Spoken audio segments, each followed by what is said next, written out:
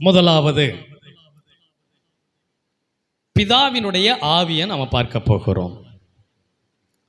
பிதாவினுடைய ஆவி நமக்குள்ளே வாசம் செய்ய வேண்டும்.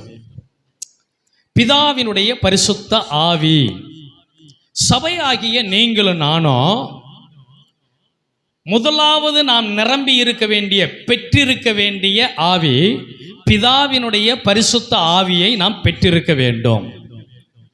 நாம் அதிகமாக சபையில் அதிகமாக கேட்ட பிரசங்கங்கள் என்ன தெரியுமா? பரிசுத்த ஆவியை பெற்றிருக்கிறீங்களா? பரிசுத்த ஆவியை பெற்றிருக்கிறீங்களா?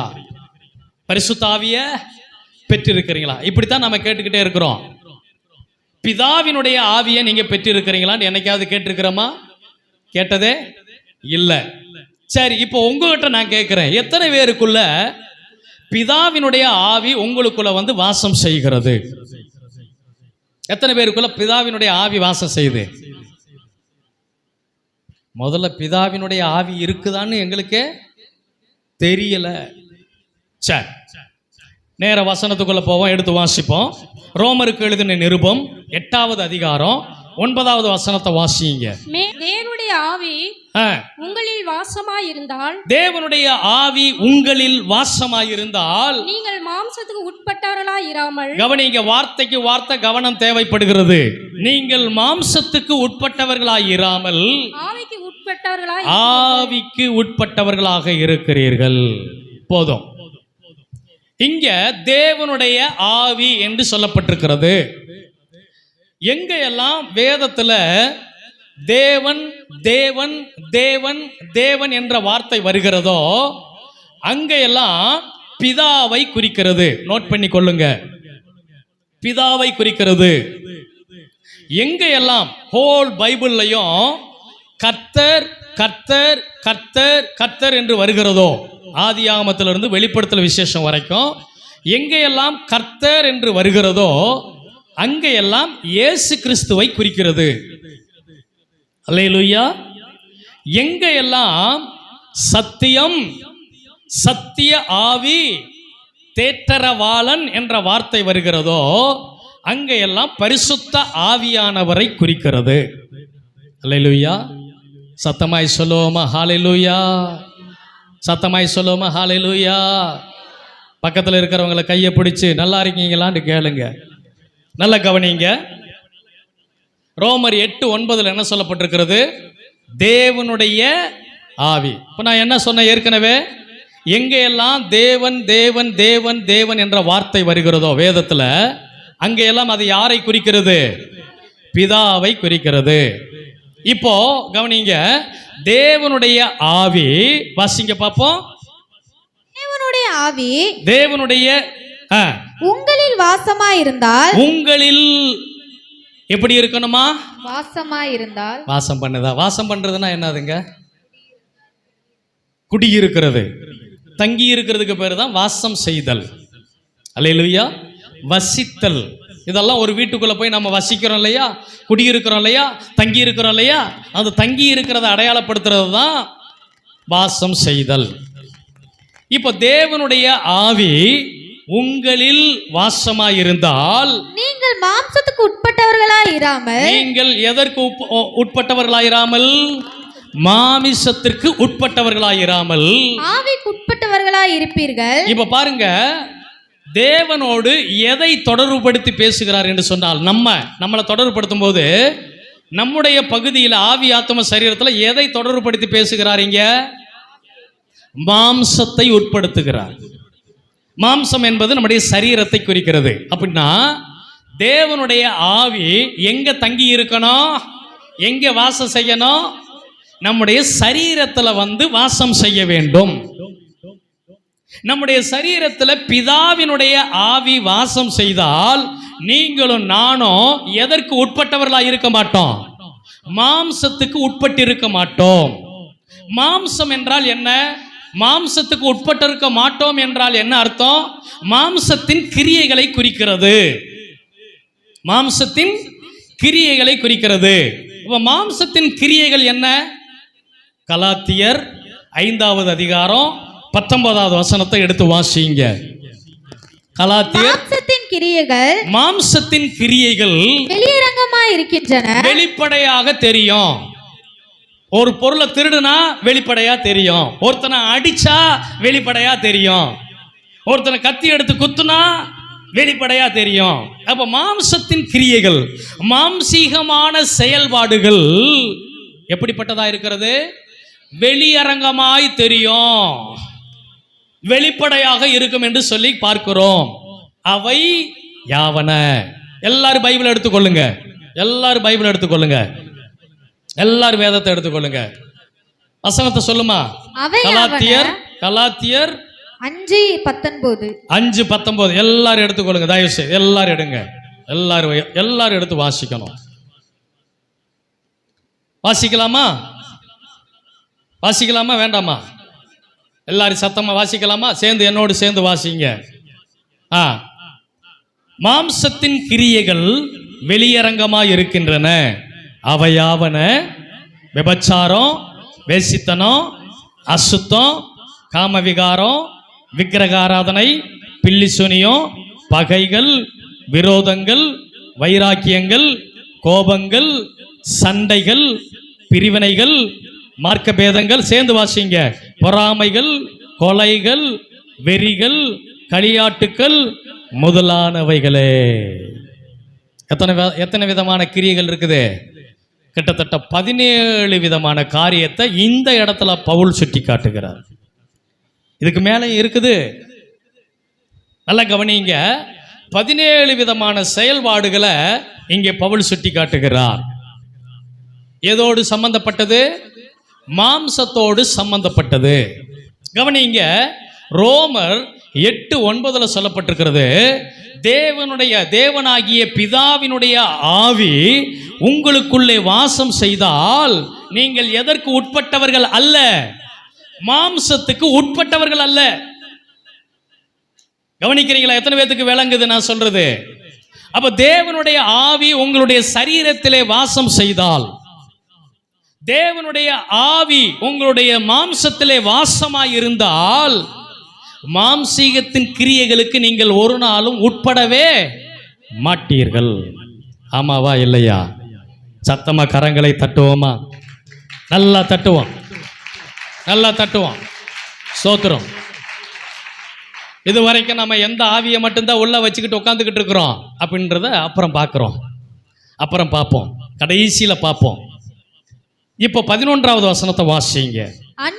அன்றியும் இயேசுவை மரித்தோரில் இருந்து எழுப்பினவருடைய ஆவி. என்னது? மரித்தோரில் இருந்து எழுப்பினவருடைய ஆவி. எல்லாருமே வேதத்தை பரட்டினீங்களா? அன்றியும் இயேசுவை எதிலிருந்து எழுப்பினவருடைய ஆவி. அப்ப இயேசு கிறிஸ்து தானா உயிர் தெழுந்தாரா? தானாக என்ன செய்யல? உயிர் தழல. அப்ப யாருடைய ஆவி? மரித்து அடக்கம் பண்ணப்பட்டிருந்த, கல்லறையிலே 3 நாள் வைக்கப்பட்டிருந்த இயேசுவை உயிரோடு எழுப்பினது யாருடைய ஆவி? பிதாவினுடைய ஆவி. அல்லேலூயா. அப்ப பிதாவினுடைய ஆவிதான் இயேசு கிறிஸ்துவுக்குள்ளாக வந்து அவரை உயிரோடு எழுப்பினதாக இங்கே பவுலுக்கு வெளிப்படுத்தப்பட்டிருக்கிறது. இப்ப வாசிங்க. அன்றியும் இயேசுவை மரித்தோரிலிருந்து எழுப்பினவருடைய ஆவி உங்களில் வாசமாயிருந்தால், உங்களுக்குள்ளே தங்கி இருந்தால், கிறிஸ்துவை மரித்தோரில் இருந்து எழுப்பினவர், இயேசு கிறிஸ்துவை மரித்தோரிலிருந்து எழுப்பின பிதாவாகிய தேவன் உங்களில் வாசமாயிருக்கிற தம்முடைய ஆவியினாலே, அவருடைய ஆவியினால், பிதாவாகிய தேவனுடைய ஆவியினாலே சாவுக்கு ஏதுவான உங்கள் சரீரங்களையும் உயிர்ப்பிப்பார் என்று எதிர்காலத்தை குறித்து பவுல் சொல்லுகிறார். கரங்களை நல்லா தட்டுங்க. இது போதாது எனக்கு இந்த சத்தம். ஹல்லேலூயா, ஹல்லேலூயா. கிறிஸ்துவுக்குள் வாழ்ந்து கிறிஸ்துவுக்குள் மரிக்கும் போது, மரித்து அடக்கம் பண்ணப்பட்டிருக்கிற நம்முடைய எலும்புகளை கடைசி நாள்ல உயிர்ப்பிக்கிறது யாருடைய ஆவிதான் உயிர்ப்பிக்க போகுது? பிதாவினுடைய ஆவிதான் உயிர்ப்பிக்கும். கிறிஸ்துவை மரணத்திலிருந்து உயிர்ப்பித்த அதே பிதாவினுடைய ஆவிதான் கடைசி காலத்தில் கிறிஸ்துவுக்குள் மரித்தவர்களையும் உயிர்ப்பிக்க போகிறார்.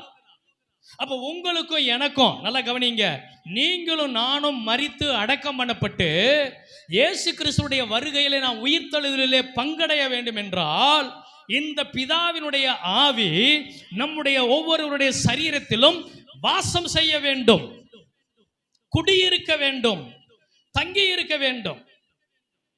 அவருடைய ஆவி உங்களுடைய சரீரத்திலே வாசம் செய்கிறார் என்பதை எப்படி நீங்கள் அறிந்து கொள்ள முடியும்? அவருடைய ஆவி உங்களுக்குள்ளே வாசம் செய்கிறார் என்பதற்கு அடையாளம் என்னவென்றால், அவர் உங்களுக்குள்ளே வாசம் செய்தால், அவருடைய ஆவி உங்களுக்குள்ளே வாசம் செய்தால் நீங்கள் எதற்கு உட்பட்டிருக்க மாட்டீர்கள்?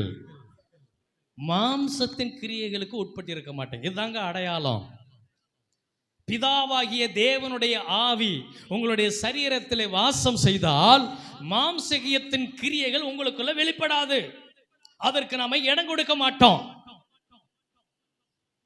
திருடுறதா, அடிக்கிறதா, சண்டை போடுறதா, இதெல்லாம் எதுல தான் வெளிப்படுது? மாம்சத்துல தானே வெளிப்படுது.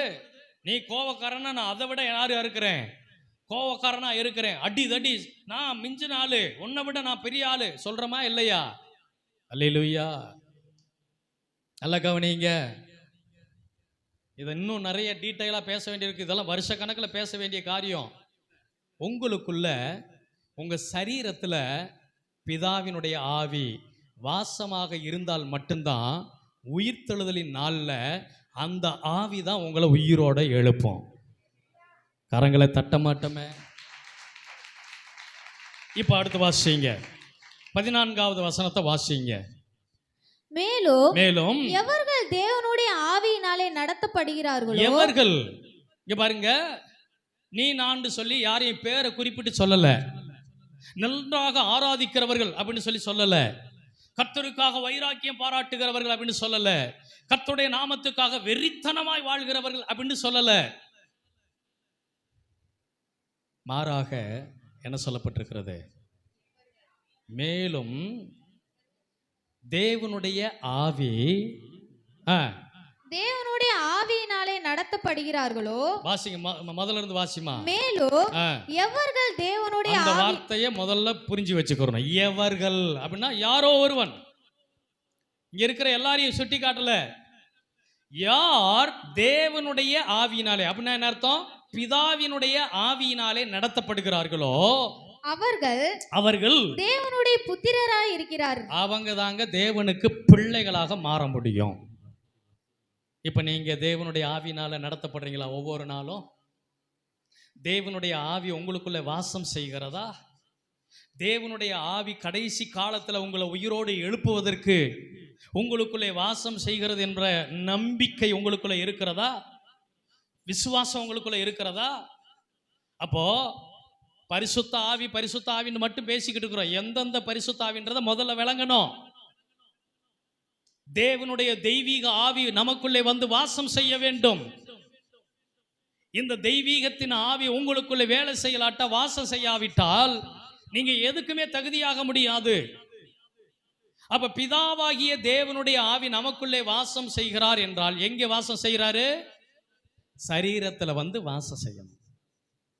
அவர் வந்து வாசம் செய்தால் சரீரம் எப்படிப்பட்டதா இருக்கணும்? மாம்சத்துக்கு இடம் கொடுக்க கூடாது, உலக சடங்குகளுக்கு இடம் கொடுக்க கூடாது, உலக போக்குகளுக்கு இடம் கொடுக்க கூடாது, உலக சட்டங்களுக்கு இடம் கொடுக்க கூடாது. உலகத்தார் செய்கிற அத்தனை செய்கைகளுக்கும் நாமும், அவங்க செய்யறாங்களே நாமளும் செய்வோம், அவங்க போறாங்களே நாமளும் போவோம், அவங்க இதை பண்றாங்களே நாமளும் பண்ணுவோம். மாம்சீகத்தின் கிரியைகளுக்கு, உலகத்தின் கிரியைகளுக்கு, உலக சடங்காச்சாரத்தின் கிரியைகளுக்கு நீங்களும் நானும் இடம் கொடுக்கவே கூடாது. யாருடைய ஆவி வாசம் செய்தால்? பிதாவினுடைய ஆவி எங்க வாசம் செய்யணும்? எங்க வாசம் செய்யணும்? சரீரத்துல. ஆவி, ஆத்துமா, சரீரம். அப்ப சரீரத்துல தங்க வேண்டியது யாருங்க? பிதா. பிதாவினுடைய ஆவி உங்களுக்குள்ள வாசம் செய்கிறாரா? அடுத்து வர்றேன், விஷயத்துக்கு வர்றேன். 1 கொரிந்தியர் 2வது அதிகாரம் 10வது வசனத்திலிருந்து 15வது வசனம் வரைக்கும் தயவு செய்து கையெடுத்து கும்பிட்டு சொல்றேன், எல்லாரும் பைபிளை திறந்து பார்க்கணும். பைபிள் தான் நமக்கு உயிர், பைபிள் தான் நமக்கு மூச்சு, பைபிள் தான் நமக்கு ஜீவன், பைபிள் தான் நமக்கு நித்தியம், பைபிள் தான் நமக்கு பரலோகமே, பைபிள் தான் நமக்கு சாப்பாடு, பைபிள் தான் நமக்கு சுவாசம், பைபிள் தான் நமக்கு தண்ணி, பைபிள் தான் நமக்கு சகலமும். பைபிளை திறந்து படிக்கணும். எடுத்து வாசிங்க. நமக்கோ தேவன் அவர்களை தமது ஆவியினாலே வெளிப்படுத்தினார். தேவன் அவர் எதுல இருந்து பாபா வாசிக்கிற? 1 கொரிந்தியர் 2வது அதிகாரம் 10வது வசனத்திலிருந்து வாசிங்கப்பா. நமக்கோ தேவன் அவைகளை தமது ஆவியினாலே வெளிப்படுத்தினார். இப்போ அங்கே பவுல் ஒரு சில வியாக்கியானத்தை செய்து கொண்டு வருகிறார். அந்த விளக்கங்களை கொடுத்து கொண்டு வரும்போது இப்படியா சொல்றாரு, நமக்கோ, யாருக்கு என்று சொல்றாரு? தேவனுடைய பிள்ளைகளை சுட்டி காட்டி சொல்லுகிறார். நமக்கோ தேவன் என்ற இடத்துல யாரை குறிச்சுக்கிறனோ? பிதாவை குறிச்சுக்கிறனோ. தேவன் அவைகளை தமது ஆவியினாலே வெளிப்படுத்தினார். அவைகளை எதினாலே வெளிப்படுத்தினாராம்? தமது ஆவியினாலே வெளிப்படுத்துகிறார். தமது ஆவியினாலே வெளிப்படுத்தினார். அந்த ஆவியானவர் எல்லாவற்றையும், இப்ப பாருங்க, இங்க ஆவியினாலே என்று சொல்லிட்டு அடுத்த வார்த்தை என்ன வருகிறது? ஆவியானவர். யாருங்க இந்த ஆவியானவர்? தேவனுடைய ஆவியானவர், பிதாவினுடைய ஆவியானவர். அப்ப அந்த பிதாவினுடைய ஆள் தத்துவத்தில் இருக்கிற ஆவி, ஆத்துமா, சரீரத்தை நம்ம பார்க்கிறோம் இல்லையா? அந்த ஆவியானது ஒரு காற்றாக அல்ல, அந்த ஆவி கூட உள்ள ஒரு மனுஷனாக இருக்கிறது, ஒரு நபராக இருக்கிறது. இப்ப நம்மளை எடுத்துக்கொள்ளுவோமே, எனக்குள்ள ஆவிங்கிற மனுஷன் இருக்கிறான், எனக்குள்ள இன்னொரு மனுஷன் இருக்கிறான், ஆத்துமாங்கிற மனுஷன் இருக்கிறான். அந்த ஆவிங்கிற மனுஷனுடைய சாயல்லையும் ஆத்துமா என்கிற மனுஷனுடைய சாயல்லையும் தான் சரீரம் என்ற மனிதனும் இருக்கிறான். அல்லேலூயா சொல்லுவோமா? அல்லேலூயா. அப்ப அதுபோல தேவன் என்ன ரூபத்துல என்ன சாயல்ல இருக்கிறாரோ அதுபோலத்தான் அவருடைய ஆவியும் இருக்கிறது, அவருடைய ஆத்துமாவும் இருக்கிறது. அந்த ஆவியைத்தான் ஆவியானவர் என்று இங்கே சுட்டி காட்டுகிறார் அப்போஸ்தலனாகிய பவுல். அப்ப இந்த இடத்துல வருகிற பிதாவினுடைய ஆவியைத்தான் ஆவியானவர் என்று சொல்லுகிறதை பார்க்கிறோம். வாசிங்க. அந்த ஆவியானவர் எல்லாவற்றையும், அந்த ஆவியானவர் எல்லாவற்றையும், தேவனுடைய ஆழங்களையும் ஆராய்ந்திருக்கிறார். மனுஷனில் உள்ள ஆவியை அன்றி, பாருங்க, இப்ப அடுத்த ஒரு ட்ராக்குக்கு போறாரு. மனுஷனுடைய ஆவியை அன்றி மனுஷரில் எவன் மனுஷனுக்குரியவைகளை அறிவான். அப்படி போல தேவனுடைய ஆவியே அன்றி ஒருவனும் தேவனுக்குரியவைகளை அறிய மாட்டான். இரண்டாவது, நல்ல கவனிங்க, இதை குறித்து உங்களுக்கு ஒரு விளக்கம் சொல்றேன். மனுஷனுடைய ஆவியை இன்னொரு மனுஷனுடைய ஆவி கண்டுபிடிச்சிரும். எப்படின்னா, ஆவியினுடைய அடையாளம் என்ன? ஆவியை வெளிப்படுத்துகிற அடையாளம் எதுங்க? நமக்குள்ள பேச்சு தான் ஆவியை வெளிப்படுத்துகிற சொற்கள். ஒருத்தர் பேசிக்கிட்டு இருக்கிறாருன்னு வச்சுங்களேன், நம்முடைய ஆவிக்கு அது விளங்கும் அவர் என்ன நோக்கத்துக்காக பேசுகிறார், அவருடைய பேச்சின் ஆழம் என்ன, வஞ்சகமா பேசுறாரா, பொய் சொல்றாரா, ஏமாத்தி பேசுறாரா அப்படின்னு சொல்லி அவர் பேசும்போது நம்முடைய காதுகளில் கேட்ட உடனே நம்முடைய ஆவி அதை என்ன செய்ய ஆரம்பிச்சிடும்? ஆராய்ச்சி பண்ண ஆரம்பிச்சிருது. அப்ப மனுஷனுடைய ஆவியை இன்னொரு மனுஷனுடைய ஆவி அறிந்து கொள்ளுகிறது போல தேவனுடைய ஆவியை அன்றி ஒருவனும் தேவனுக்கு உரியவைகளை அறிய மாட்டான். அப்ப தேவனுக்குரியவைகளை என்றால் என்ன? தேவனுடைய அனாதி ஆலோசனை, தேவனுடைய அனாதி திட்டம், தேவனுடைய அனாதி தீர்மானம், இதுதான் தேவனுக்குரியவைகள். அப்ப தேவனுடைய அனாதி ஆலோசனையை நீங்கள் அறிய வேண்டும் என்றால், தேவனுடைய அனாதி திட்டத்தை நீங்கள் அறிய வேண்டும் என்றால், தேவனுடைய அனாதி தீர்மானத்தை நீங்கள் அறிய வேண்டும் என்றால், சுருக்கமாய் சொல்ல போனா தேவனுடைய சித்தத்தை, அவருடைய விருப்பத்தை நீங்கள் அறிய வேண்டும் என்றால் உங்களுக்குள்ளே யாருடைய ஆவி இருக்க வேண்டும்?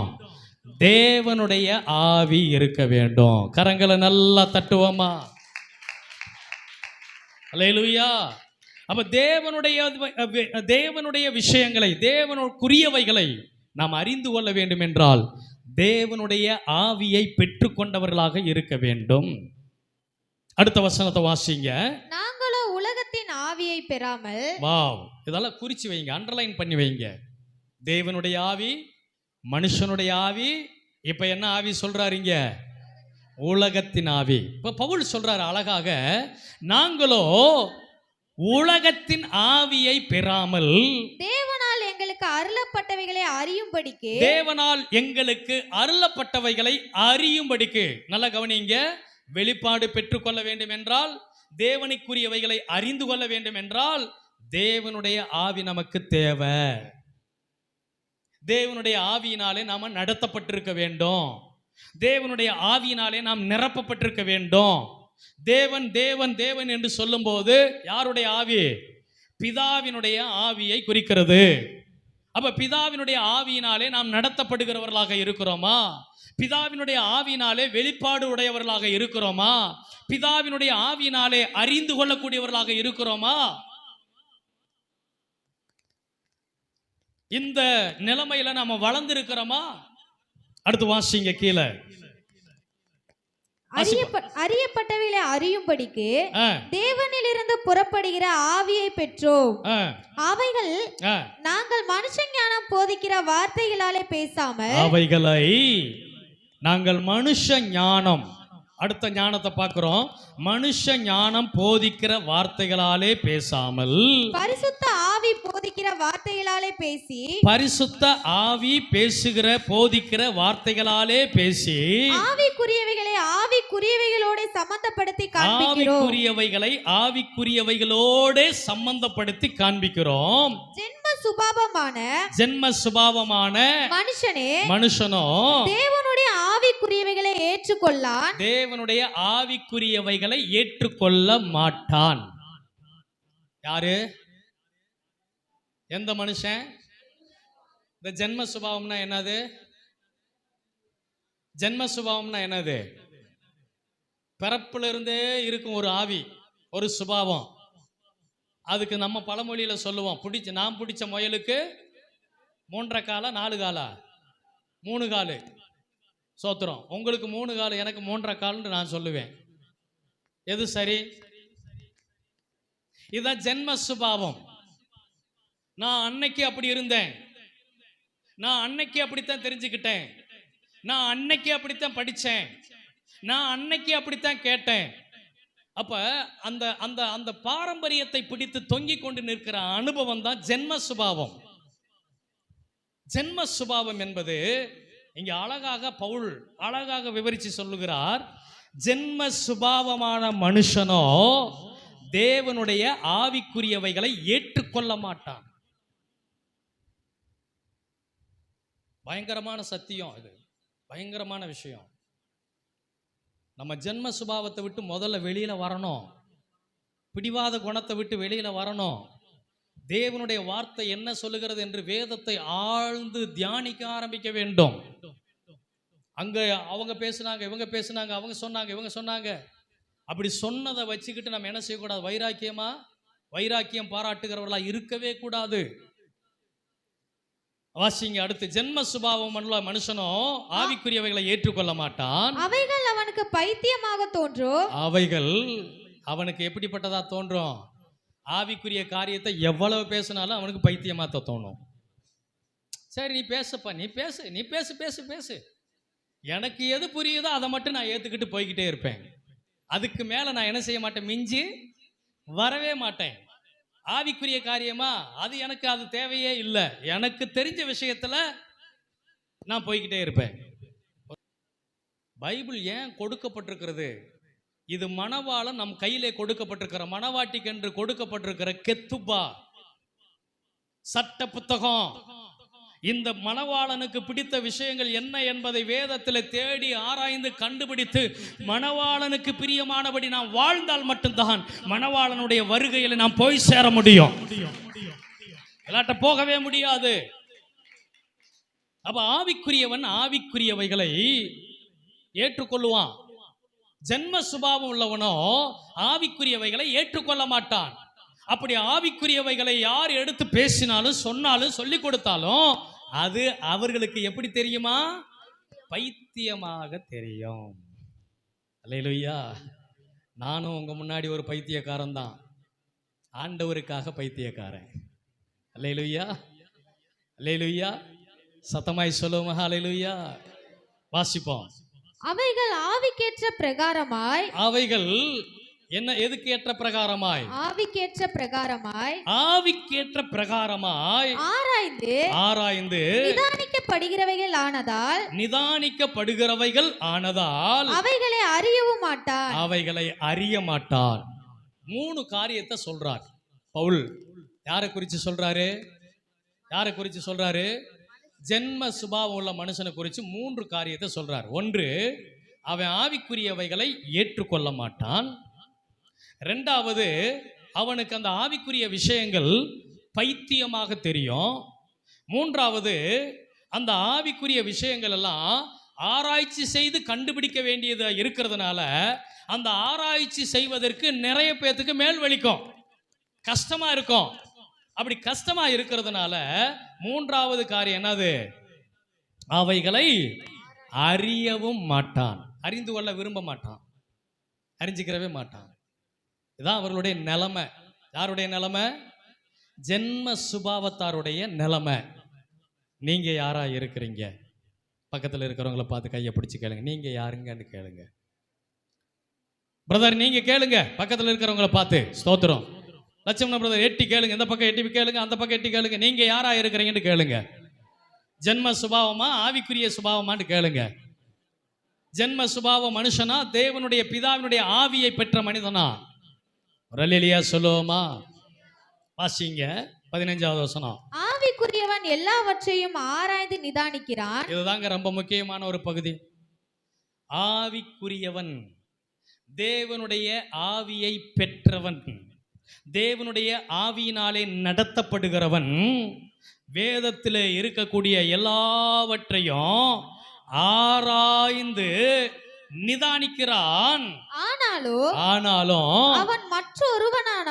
அவன் மற்றொருவனாலும் ஆராய்ந்து நிதானிக்கப்படான்.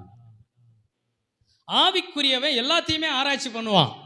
பைபிளை மட்டும் இல்ல, இங்க உட்கார்ந்து இருக்கிற அத்தனை பேரையும் ஆராய்ச்சி பண்ண முடியும் ஆவிக்குரியவனுக்கு. ஆனா உங்களால மற்றவங்களை என்ன செய்ய முடியாது? ஆராய்ச்சி பண்ணவே முடியாது. ஆவிக்குரியவனை ஒருவனாலும் என்ன செய்ய முடியாது? ஆராய்ந்து கண்டுபிடிக்க முடியாது. எப்பங்க அறிய முடியும்?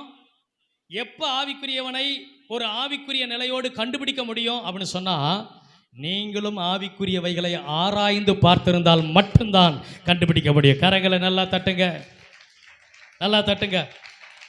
ஸ்தோத்திரம். அப்ப ஆவிக்குரியவன் எல்லாவற்றையும் ஆராய்ந்து நிதானிக்கிறான். ஆனாலும் அவன் மற்றொருவனாலும் என்ன செய்ய முடியாது? ஆராய்ந்து நிதானிக்கப்பட முடியாது. எந்த ஆவியில இருக்கிறீங்க? அல்லேலூயா. யோவான் 3வது அதிகாரம் 34வது வசனத்தை வாசிக்க கேட்போம். எல்லா பைபிள் எடுங்க. தேவனால் அனுப்பப்பட்டவர் தேவனுடைய வார்த்தைகளை பேசுகிறார். தேவன் அவருக்கு தமது ஆவியை அருளவில்லாமல். இப்ப இயேசு கிறிஸ்து இந்த இடத்துல ஒரு வார்த்தையை சொல்றாரு. தம்மை தேவனால் அனுப்பப்பட்டவர் என்று சொல்லுகிறார். அப்ப தேவனால் அனுப்பப்பட்டவர் தேவனுக்குரியவைகளை பேசுகிறார் அப்படின்னு சொல்றார்.